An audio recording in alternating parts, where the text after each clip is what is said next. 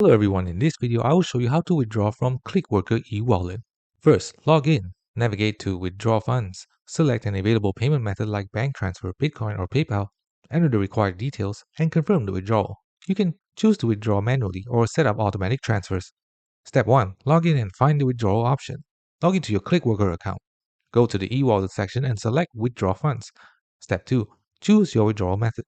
Available options may include bank transfer, international bank transfer, Bitcoin, prepaid card, or paper check.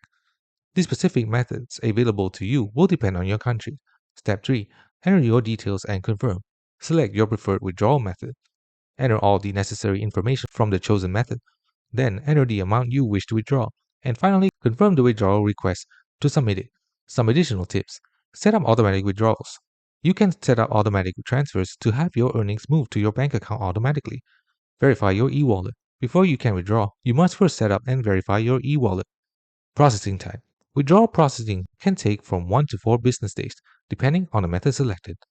Thanks for watching. Don't forget to like and subscribe for more videos.